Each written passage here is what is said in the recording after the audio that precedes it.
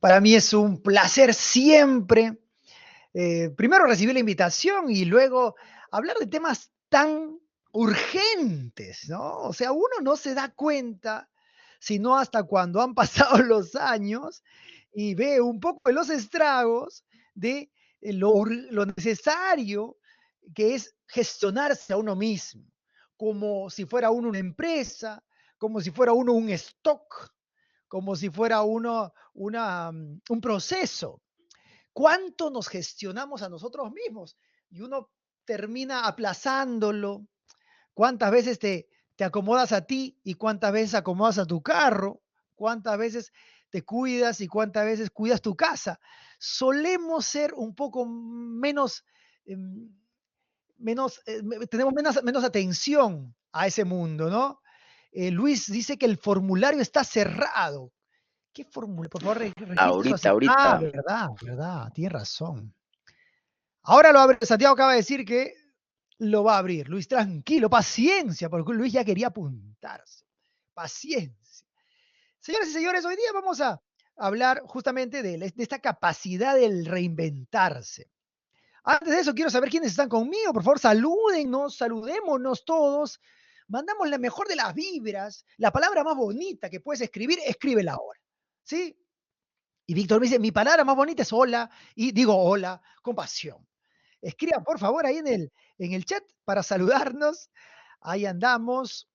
¿Qué tal viernes, Víctor? Viernes, uno huele a viernes, ¿no? Ya nuestros poros empiezan a emanar viernes.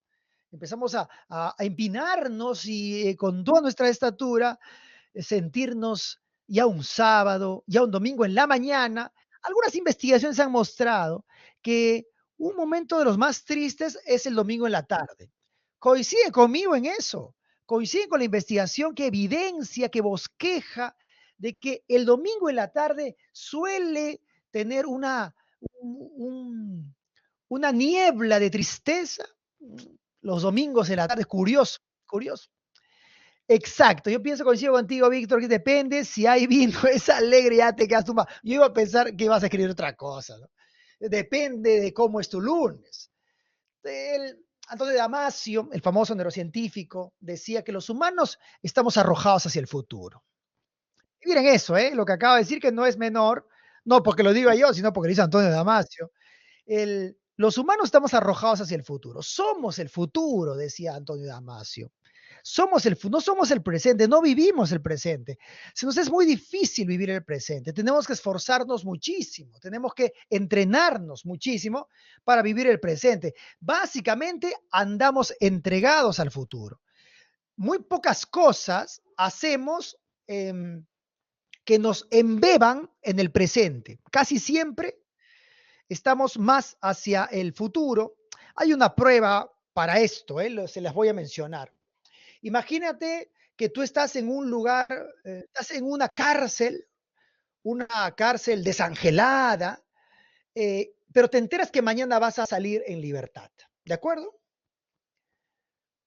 Ahora, imagínate que otra persona está en un lugar paradisiaco, maravilloso, infinitamente bello, pero que mañana va a entrar a esa cárcel desangelada.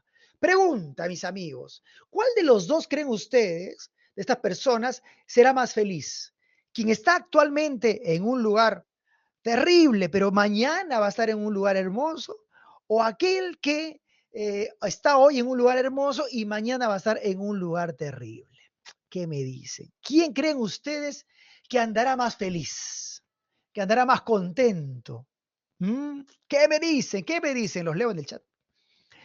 Mientras tanto, Adriana me dice, esto de la alegría del domingo, la tristeza del domingo, depende de tanta carga habrá en el lunes. Y es curioso, Adriana, la palabra que utilizas, ¿no? Podríamos detenernos mucho en eso. Tú dijiste la palabra carga. ¿Cómo vemos nuestro trabajo? ¿Cómo lo vemos? ¿Es una palabra nomás? ¿O sentimos que realmente nuestra actividad es una carga? Cuando pienso en carga, me acuerdo de Sísifo. ¿Se acuerdan de Sísifo? ¿Se acuerdan la historia de Sísifo? Pueden escribir en el chat, yo me siento solo acá. Recuerden que además el chat, ojo, ojo, una cosa que tengo que decir antes, porque ya empecé a hablar y no nos, y no presenté la dinámica. La dinámica el ritmo es el siguiente. Por favor, pueden ustedes interrumpir y prender su micrófono cuando quieran. Cuando quieran. Yo estoy medio guiando, pero más que eso, nada. Solamente guiando esta sesión, esta conversación, este encuentro. Así que, Geraldine, Adriana, Milagros, Luis, Víctor, Nérida, pueden, por favor, no digo interrumpir porque eso sería demasiado. Pueden prender su micrófono como si estuviéramos ahorita conversando alrededor de una fogata o quién sabe un café en un lugar bonito. Porque el lugar bonito lo hacemos nosotros. Entonces, por favor, cuando ustedes sientan que algo que se ha dicho o quieran proponer un tema dentro de la conversación que tenemos, siéntase absolutamente libre de hacerlo. Esas son las dinámicas de estos encuentros. Muy horizontal en términos de cualquiera puede hablar, cualquiera puede interrumpir, utilizando la palabra de la interrupción, pensando que es una interrupción a lo que una famosa investigadora le llamaba interrupciones, no, traslapes colaborativos. Traslape colaborativo.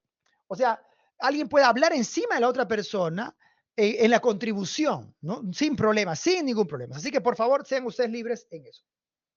Dos cosas que habían quedado medio en el tintero, habían quedado ahí en la punta de la pluma. La primera es, ¿quién es más feliz? ¿Persona que está en un lugar hermoso pero que mañana va a ir a un lugar feo? ¿O persona que está en un lugar feo que mañana va a ir a un lugar hermoso? Y ¿para qué responder? Se estarán preguntando ustedes. Es obvio, ¿no? Pero si estás en un lugar hermoso, ¿por qué te estarías triste? Ya sé, eso será mañana. Sí, pues. Fácil de decir, no es tan fácil de hacer. Hola, hola Miguel, ¿qué tal? ¿Cómo estás? Me animo a Víctor, hablar, gracias, me con animo a gusto. hablar porque siempre sufro cuando la gente no habla. Así que O me sea, me estás siento rescatando. empático. Te siento empático. De hecho, bueno, yo creo que la persona que va a ir al lugar feo al día siguiente, ¿no? Así esté en una isla, pues su mente va a estar, no sé, deprimida, ¿no? Pensando en el futuro, porque como bien dices, pues creo que somos futuro y sobre todo estamos en un contexto muy ansioso, la gente anda ansiosa, anda pensando siempre en el futuro y seguramente será muy difícil que la persona se concentre y viva el presente, ¿no? Que cosa en general es difícil ya. Entonces, Ahora, Víctor, ¿en qué imagínate. circunstancia, qué haces tú, en qué acto, acto que puedas contar, claro, en qué acto tú sientes que estás en el presente? Que estás absolutamente absorbido en el momento actual. O sea, que no te da tiempo, ni cabeza, ni nada, el pensar en el mañana. Yo creo, por ejemplo, ayer vi un partido de fútbol, soy hincha de Sporting Cristal, ya, y estaba en el presente, pues, ¿no? O sea, estaba ahí totalmente sufriendo y estaba sufriendo, o sea, todo mi cuerpo, mi ser estaba presente sufriendo. Y digamos que ese es un acto cotidiano, vamos a decir, pero bueno, también trato de meditar algunos días en las mañanas y trato de estar en el presente, pero creo que es complejo, ¿no? Es difícil. Sí, fíjate qué interesante porque has utilizado un lugar que te embebe completamente, ¿no? O sea, y además es algo, no sé si coincides conmigo, que en el fondo poco, o sea, ¿qué va a pasar si gana tu equipo? O sea, en términos fácticos, digo, ¿qué cosa, Uh -huh. cómo cambiaría tu historia de vida personal, profesional, familiar, si tu equipo gana? No mucho, creo, ¿no? No mucho, ¿no? O sea, no, no mucho. De hecho, influye, creo, esa noche y el día siguiente levantarse con buen ánimo, ¿no? Porque la historia no termina cuando el partido termina, sino si te ha ganado, pues escuchas también los comentarios de los periodistas, los titulares, etcétera. Entonces, como que es una experiencia que puede prolongarse, digamos, ¿no? Pero en general termina el día siguiente, ¿no? Máximo. Sí. Es loco. Mire, mire, qué interesante. Gracias, Víctor. Gracias, Víctor. Por favor, cuando quieras, te prende el micrófono y siéntete absolutamente libre, porque justamente ese es el sentido de estas sesiones. Sesión es mucho decir, de estas conversaciones abiertas. Fíjense, lo interesante de esto de pensar por qué estamos arrojados hacia el futuro, de hecho, Martin Heidegger hablaba mucho de eso también, de uno quiere, quiere imaginar que el futuro va a ser mejor, Cuando en el fondo uno piensa que uno sabe que el futuro mejor termina siendo idealizado, ¿no? Porque cuando apenas llegaste al futuro, ese futuro se vuelve presente y como presente que se vuelve, se difumina, se diluye. Lacan, ¿se acuerdan? Decía él, pequeño objeto A, le llamaba él, ¿no? Este objeto que tú quieres alcanzar, ese objetivo que tú quieres alcanzar y cuando lo tocas instantáneamente deja de existir. Entonces, ahora, gracias a esa habilidad que tiene el cerebro humano, porque parece que es el único cerebro que puede hacer eso, el poder visualizar el futuro, es que somos tan exitosos, y lo pongo entre comillas, somos tan exitosos como lo somos, porque podemos visualizar el futuro. O sea, podemos imaginar cómo podría ser algo si yo hago tal cosa, cómo podría lograr esto si yo hago tal otra. O sea, el entendimiento de la causa-consecuencia en nosotros está mucho más marcada, pero no solamente está marcada, sino estamos habilitados, hay un programa mental, neuronal, que está habilitado en imaginar el futuro. Cuando llega la verbalidad, no solamente lo podemos imaginar, sino también lo podemos describir. Y no solo lo podemos describir, sino lo podemos comentar. Y le puedo estimular a otro que imagine como yo. Y el quien está imaginando como yo no lo va a imaginar como yo, lo va a imaginar como él. Y eso lo hace incluso más maravilloso y más diverso. Entonces, esta aparente incapacidad de vivir el presente tiene hermosas virtudes. Sin embargo, ¿qué pasa si es que yo siempre estoy pensando que mañana va a ser peor que hoy día? Entonces, ya las virtudes terminan siendo errores o defectos. Entonces, ¿qué hacemos? ¿Qué hacemos? Uno se pregunta, ¿qué puedo hacer al respecto? Vamos a conversar sobre eso. Jorge me dice, claro, te genera ansiedad, ¿no? El futuro te genera ansiedad. Vamos a hoy día darnos una vueltita. No, había quedado en tintero también la otra frase que Adriana había mencionado relacionado a la carga, ¿no? La carga de trabajo. Y utilizó la palabra carga, que podría ser interesante que le demos nuevamente una reobservación, ¿no? ¿Cómo describimos nuestro trabajo? Si lo describimos como una carga, o simplemente lo usamos como término, sin pensarlo, o algo trae consigo. ¿Qué pasa cuando describo que algo es una carga? ¿No? ¿Cómo modifica eso tu conducta sobre ese objeto o sobre esa situación? Seguramente vamos a tener sesiones donde vamos a hablar sobre la definición de algo, el etiquetar algo, ¿lo modifica o no lo modifica? ¿Lo transforma o no? Y algunas investigaciones han mostrado que sí, que tu forma de describir una situación, las palabras que utilizas, terminan en alguna manera tiñendo, coloreando la realidad. Entonces, ¿qué hacemos con las palabras? Parece que es más poderoso del simple uso inerte de ellas. Vamos ahora al tema que nos convoca, la fuerza de reinventarse. Para esto, quiero citar a un autor que me va a acompañar un buen rato, y por favor, repito, para la gente que acaba de entrar, amigos, interrumpan usando la palabra solamente por usarla, entren, prendan su micrófono como Víctor, conversemos, ampliemos esto porque tiene ese objetivo esta sesión. Hablemos no más, como si fuera poco. Geraldine, por favor, con gusto te escuchamos. Hola Miguel. Sí, yo quería saber cuál era el autor que mencionabas hace un minuto sobre el hecho de que nuestra verbalización, nuestro lenguaje hace que nos acerque a la realidad que soñamos, digamos. Eso entendí.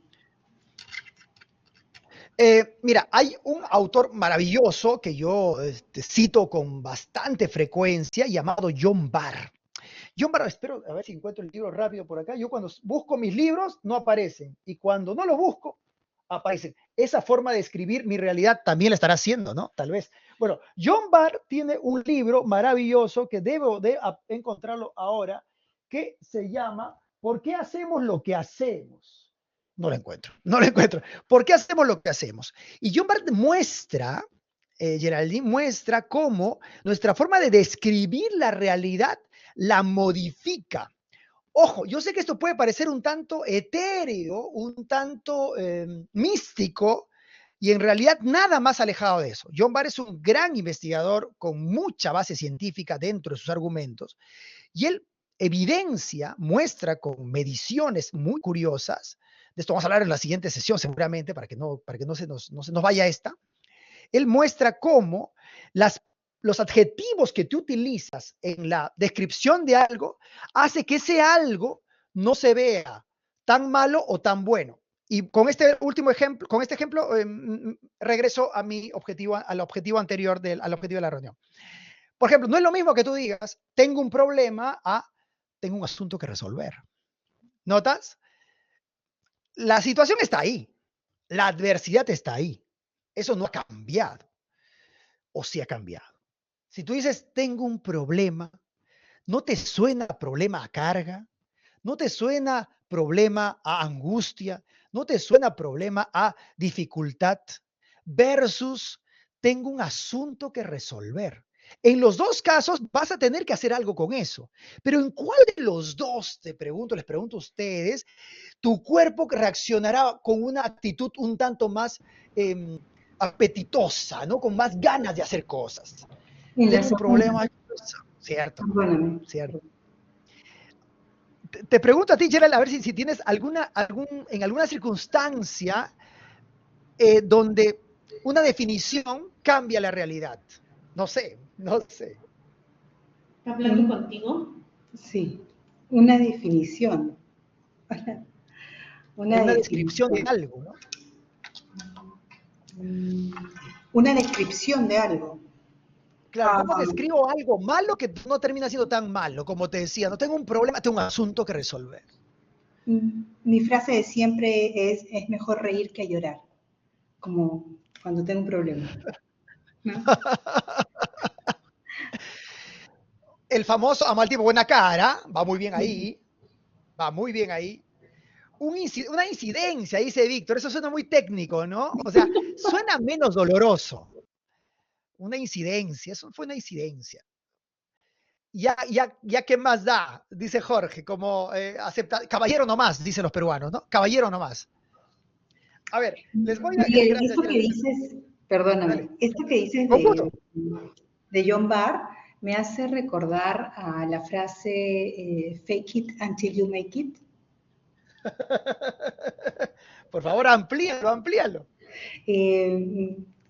La frase de el poder, tu imaginación, el poder pensarla, o sea, así no sea, supongamos, soy exitoso, ¿no? Así tú no lo seas, el pensarlo, el manifestarlo, el pensar que has llegado a ese futuro, hace que ese futuro sea realidad, ¿no? O sea, te acerques a ello, ¿no? Me hace recordar lo de John Barr. Sí, y mira, vamos a poner este tema, ¿sí? El que había preparado, lo ponemos rico. Vamos a meter con este tema, porque sí, está muy interesante. No hay problema. Está muy interesante. Está buenísimo. No. Vamos el tema que tú has propuesto, ese lo vamos a mantener, porque está buenísimo, está muy sabroso. El que yo había preparado lo dejamos para la siguiente, no pasa nada. O vamos viendo cómo se mezcla, vamos a ver qué pasa. Mira, ¿qué cosa ha mostrado la investigación psicobiológica al respecto? A esto le llaman, y algún psicólogo que está acompañándonos, por favor, puede, sin duda, ordenar alguna verbalidad mía, le llaman la visualización o la imaginería. Se utiliza mucho en el mundo del deporte, y ahora se está utilizando en el mundo de la negociación, en el mundo donde yo habito, por ejemplo, se utiliza mucho la visualización o la imaginería. ¿De qué trata este asunto? Ahora te leo, Carla. Muestra que cuando uno está, por ejemplo, un piloto de Fórmula 1, un motociclista de alto rendimiento, un jugador de básquet o de fútbol, y visualiza que está haciendo ese algo que quisiera hacer en la cancha. Se sienta y lo imagina, ¿de acuerdo? Y no solo lo imagina, sino que lo verbaliza. No solamente es un asunto de una imaginación visual, sino verbal. Una combinación de ambos para tener el cerebro mucho más activo. La investigación ha mostrado que las personas que tienen este self-talking, esta forma de hablarse y de verbalizarse situaciones futuras, tienen mayor probabilidad de alcanzar el resultado. Hay una investigación muy famosa que se hizo en los 2000, que bestia, uno dice 2000 como si fuera hace tanto tiempo, ¿no? En los 2000, ¿Qué filman en que eso? mostraba que jugadores, se hizo esto en jugadores de básquet secundario. Mostraba lo siguiente, mostraba que a un grupo de jugadores se les hacía imaginar tirar la pelota a un aro, ¿de acuerdo? Se cerraban los ojos, imaginen la pelota y tirar al aro. A otro grupo se les decía que tiren la pelota al aro, ¿de acuerdo? Entonces había un grupo que entrenaba mentalmente y otro grupo que lo hacía físicamente. Luego de algún tiempo de entrenamiento, se les pidió a los dos grupos que ahora sí, en una tercera prueba, lancen la pelota al aro. Los que lo hayan hecho de manera imaginativa, imaginería, y los segundos que lo habían hecho más bien físicamente. ¿Cuál de los dos creen ustedes que metieron más pelotas a la canasta? Ya se estarán sospechando, porque si no, no lo hubiera contado, los que se habían imaginado. Los que se habían imaginado. La investigación, si mal no recuerdo, también mostraba que a quien le iban aún mucho mejor eran los que se imaginaban y luego entrenaban, cuando hacían la combinación de dos, versus los que solo les imaginaban o los que solo entrenaban. ¿Por qué? Porque cuando tú te imaginas lanzar la pelota al aro, tú no te imaginas fallarla. Y al no imaginar que estás fallando, o sea, se disminuye la probabilidad de suponerle el fracaso. Y eso activa movimientos físicos. No solamente es un asunto mental de creencias, es una fortaleza física, un fortalecimiento físico.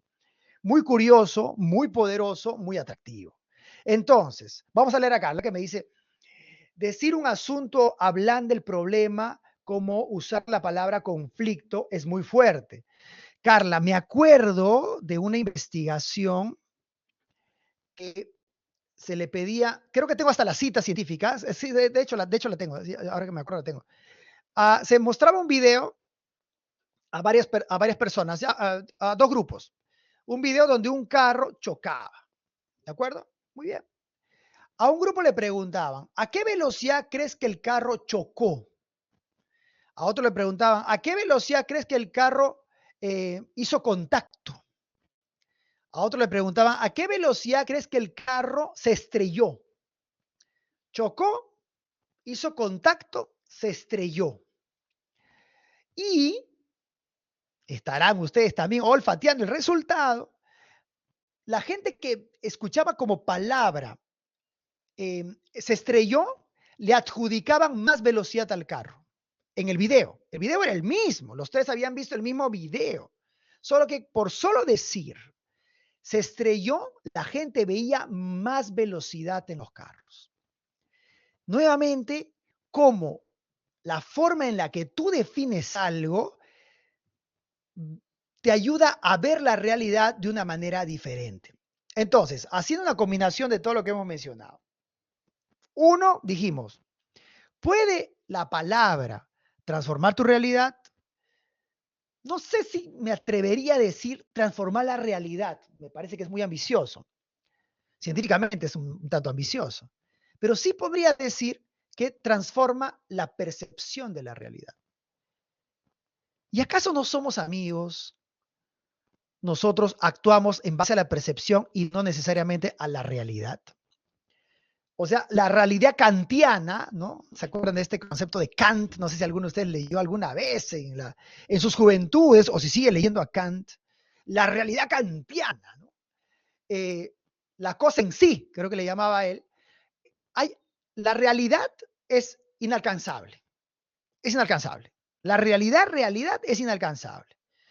Uno tiene, en base a la capacidad que tiene tus sentidos, en base a tus prejuicios, en base a tu historia, en base a tu concepción como especie, tú tienes un alcance parcial, limitado, hasta deformado de la realidad. Entonces, al tener esa realidad fragmentada, disminuida, yo tengo mi realidad, o sea, mi percepción. Si yo influyo en mi percepción, ¿no estaré acaso influyendo en mi realidad de la realidad? Perdón que no quería ser tan cacofónico en esto, pero ¿no estaré logrando eso? Y les quiero contar una historia mía. yo tuve la bendita suerte de trabajar con pacientes oncológicos, ¿ya? Pacientes, eran pacientes, ellos no eran mis pacientes, yo no soy médico. Tuve la bendición de haber trabajado con ellos, con pacientes oncológicos. Y dentro de las conversaciones que teníamos, una conversación hermosa, estoy hablando hace más de 15 años,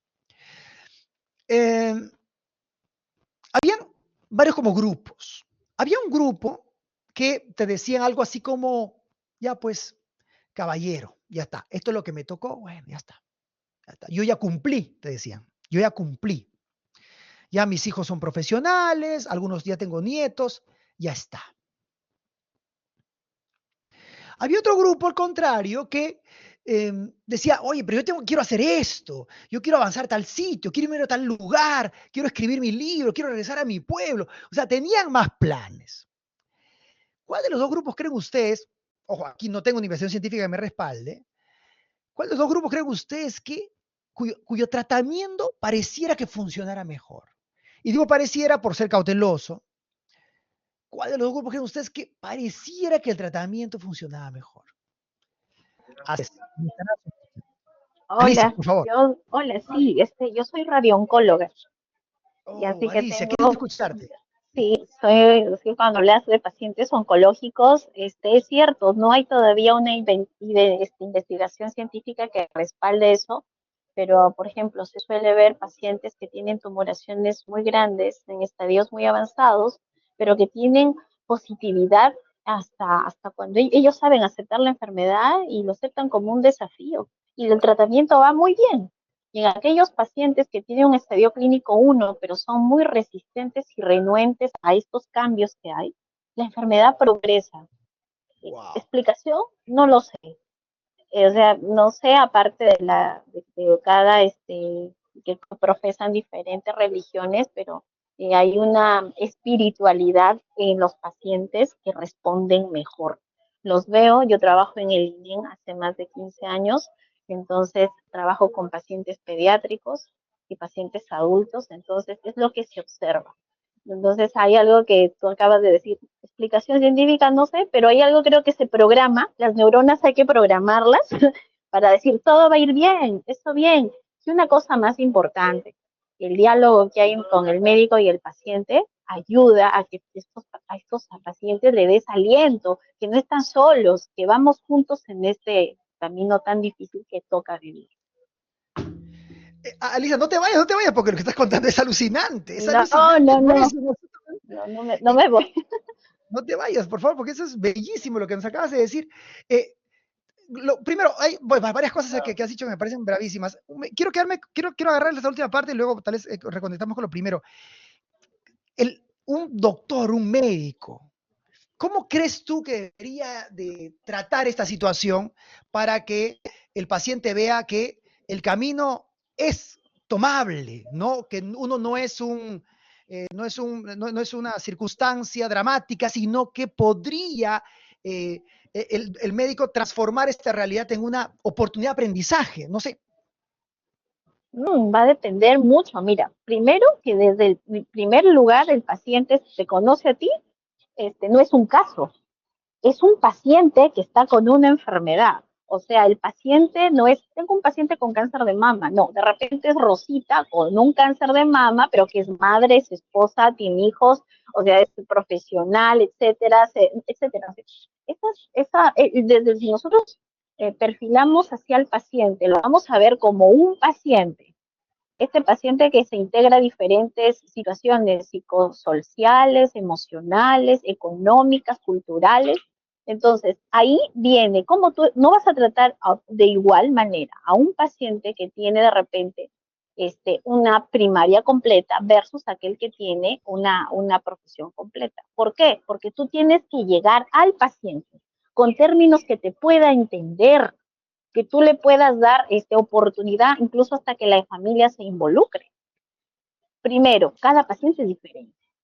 Segundo, también ser sincero. No podemos dar una esperanza que no hay, pero en la sinceridad no significa que seamos fríos, que siempre debe haber calidez en la atención. Entonces, a veces discrepo mucho con mis colegas que 20 minutos que te registre el Ministerio de Salud para la atención a un paciente no es. Por lo menos nos deben de dar más, porque el paciente tiene muchas dudas, es algo que da miedo, pero es ahí donde nos enfrentamos a todos los días a esta, no difícil, sino a esta carrera que, bueno, escogí, que es la oncología retadora, que no solamente es avance científico, sino al costado va la calidez, la atención al paciente, desde que es un diagnóstico clínico 1 hasta la fase avanzada o cuidados paliativos que hay que dar. Wow, gracias, Ali, gracias por ayudarnos a Nada, es entender que una pequeña efectivamente experiencia. hay, hay más que hacer, ¿no? O sea, cuando Sí. yo me acuerdo que en esta experiencia que estaba contando, cuando estos pacientes que miraban esto como un reto de salud, ellos le llamaban, y ellos me decían, y a mí no me gusta que me llamen paciente, decía, ¿no?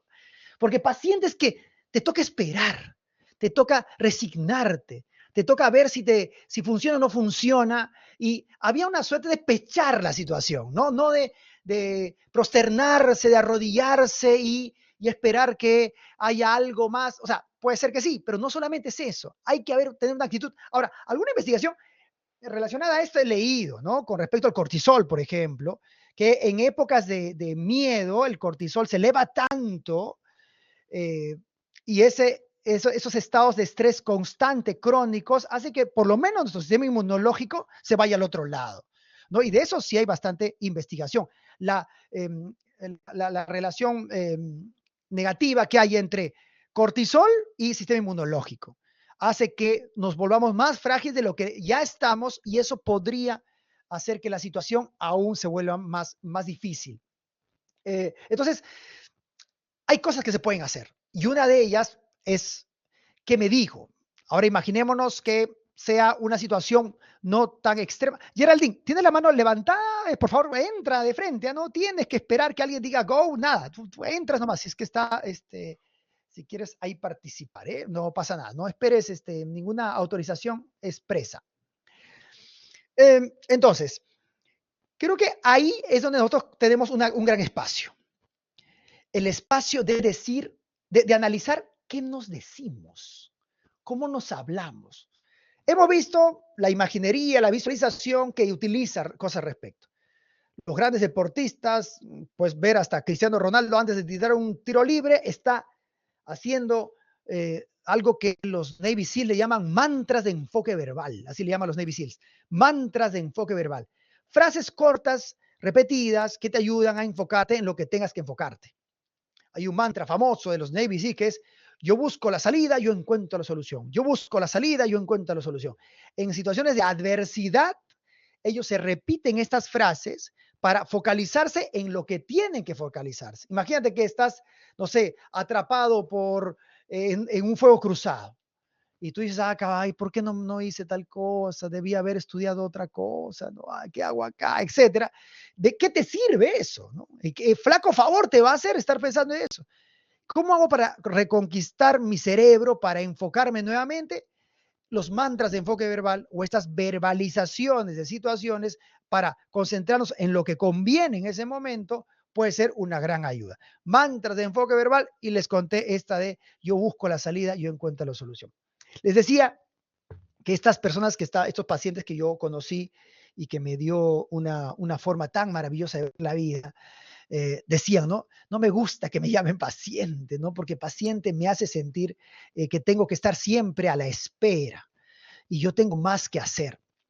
Cuando tú hablabas, Alicia, sobre la importancia de estar instruido, eso es un asunto que nos convoca a todos. No hay cosa más perturbadora que la incertidumbre. No hay cosa más angustiante que la incertidumbre, que no saber qué va a pasar mañana. Todos coincidimos en eso. Entonces, ¿qué hago para tener un poquito más de herramientas dentro de esa incertidumbre? Saber. ¿Y quién me puede enseñar? A veces el médico, ojalá que tenga la paciencia, ojalá que tenga la amabilidad para hacerlo. A veces no la tiene. Entonces, ¿qué hago yo? Buscar en otros lados, pero algo tengo que hacer. Víctor, por favor, con todo gusto te escuchamos. solo, me parece súper lo que comentó Alicia, de hecho, y coincide, ¿sabes qué? Ahora me di cuenta, mi padre también tuvo cáncer, en algún momento ya hace mucho tiempo, en el año 93 más o menos, y mi viejo, pues, era una persona súper de acción, ¿no? Y mientras nosotros sufríamos, él decía, ya nos tenemos que ir de acá, o sea, ya, que me operen y ya, nos vamos, ¿no? Y el día que fuimos a recogerlo fue así, ¿no? Ya, ¿qué hacemos acá, no? Que debe quedarse para observación, no, nada que ver, ¿no? Él agarró y nos fuimos todos, nosotros preocupados. Supuestamente tenía que, como se llama, descansar 5 meses, descansó un mes, se puso a estar trabajando y mi hijo sigue vivo hasta ahora y es imparable, ¿no? O sea, no hay nada que lo pare, ¿no? Entonces, es como que no le dio chance a la enfermedad de que se manifieste, que continúe, ¿no? O sea, tendrá que ver algo científico con eso también, que hicieron bien la operación, etcétera, pero también la mentalidad, ¿no? Esto, verbalizar, decirse a sí mismo todo esto, ¿no? Es alucinante. Es alucinante. ¿Y cómo, Víctor, no te vayas, cómo eso te cambió a ti? Porque tu papá lo tenía en su forma de ser, pero esa forma de tomar la vida, ¿te influyó, te tocó luego Por de ese episodio supuesto, tan retador?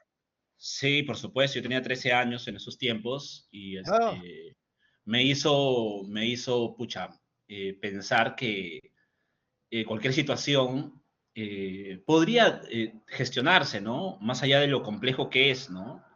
Y bueno, y hay una energía especial que te da esos aprendizajes que uno de repente no lo encuentra con palabras, pero que lo recuerda y dice, bueno, por algo también soy así, ¿no? Finalmente creo que uno va aprendiendo de lo que va observando, ¿no? Entonces, eso. muchas gracias, Víctor. Qué interesante, nuevamente, aquí, dale, aquí, ¿alguien levantó la mano? ¿Alguien sí? Por favor, entren con el micrófono prendido, no pasa nada. Geraldine. Sí, Miguel, yo me quedo con la pregunta, por ejemplo, de ¿qué herramientas tú nos darías para reinventarnos, digamos, ¿no? Y me quedo con la participación anterior de, no me acuerdo cómo se llama, pero coincido plenamente con él porque mi Víctor. mamá también tuvo cáncer y pasó exactamente lo mismo que él mencionó y lo que tú Víctor mencionaste. contaba, claro. Sí, mi mamá me apoyó a mí cuando ella me dijo que tengo cáncer. Yo no la consolé a ella, sino ella me consoló a mí. Sí. Y inclusive íbamos a su quimioterapia y ella decía, ok, terminó la quimioterapia, seguimos con nuestras actividades, vamos de compras y no sé qué, y ella vive hasta ahora, exactamente como el papá de quien habló antes que yo. Así que... Creo que es porque somos lozanos, creo que los lozanos tienen esa fuerza. Sí, Oye, exactamente. Mi primo. sí, no, es un asunto genético, está clarito que hay un asunto para estar lozanos necesitas estar en esa actitud. El apellido solamente es una circunstancia, es más de la energía que tienen los lozanos. Geraldine, o sea, yo creo que, mira, aquí la respuesta, seguramente más que la que te puedo dar yo, te la ha dado tu mamá, ¿no? O sea, es una respuesta de cómo los estoicos, la filosofía estoica, que es una filosofía que yo leo mucho y que me hace siempre mucho sentido, ellos dicen una frase que me encanta, que es, el obstáculo es el camino, dicen ellos. El obstáculo es el camino. O sea, el obstáculo no hay que enfrentar al obstáculo, sino hay que aprovechar el obstáculo. Hay otra frase creo que es de Marco Aurelio, que es, hazte amigo de lo inevitable. Hazte amigo de lo inevitable.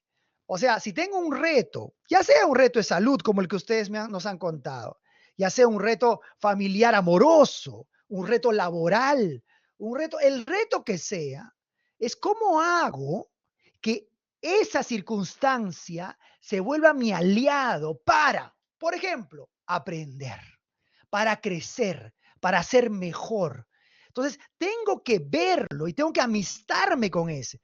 Porque claro, si lo defino como un problema, voy a tratar de esquivarlo, de evadirlo, de omitirlo. Hay otra frase que llega a mi mente, que creo que calza muy bien, que dice lo siguiente, no permitas que eso malo que ha venido se vaya sin antes haberte enseñado para qué ha venido. Ay, qué bonita frase, qué bonita frase. Lo voy a repetir, a ver si me acuerdo de nuevo. No permitas que eso malo que ha venido se vaya sin antes haberte enseñado para qué ha venido. Y si eso malo no era malo en realidad. ¿Les habrá pasado alguna vez que terminas con tu novio, con tu novia, y te parece el fin del mundo? Y meses después dices, uff, menos mal, ¿no? Menos mal que esto ha sucedido. Claro, Yulisa nos dice, todo pasa por algo. Y creo que hay que ponerle actitud a esa frase, ¿no, Yulisa? O sea, hay que ponerle actitud al que todo pasa por algo, pero podría pasar, o sea, podría un golpe dejarte un moretón, pero el moretón puede irse y te olvidaste de todo lo que te vino a enseñar. O sea, antes de que se vaya ese moretón, antes de que la piel vuelva a ser piel del color que el color siempre fue, dile, espérate un ratito, no te vayas tan pronto.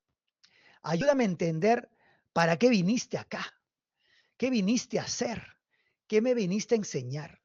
Lo que nos cuenta Víctor y Geraldine es un caso para sus padres, pero es un caso para ellos sobre todo. Nos han ayudado a decir, oye, fíjate lo increíble, lo maravilloso que puede ser este estado de dolor y a la vez aprendizaje. Nuevamente, todo esto parece tener que ver con la actitud. ¿Y qué es la actitud? La actitud es una decisión. ¿Y quién toma la decisión? La decisión la tomamos cada uno de nosotros. Fácil de decir, un poco más difícil de actuar. Sin embargo, la herramienta que ahorita ha quedado, ya se ha impuesto, es la herramienta de la verbalidad. Hay que escribirnos estas frases que tenemos que construir. Hay que fortalecerlas y hay que memorizarlas en los momentos de tranquilidad para que en los momentos de dificultad brotense solas.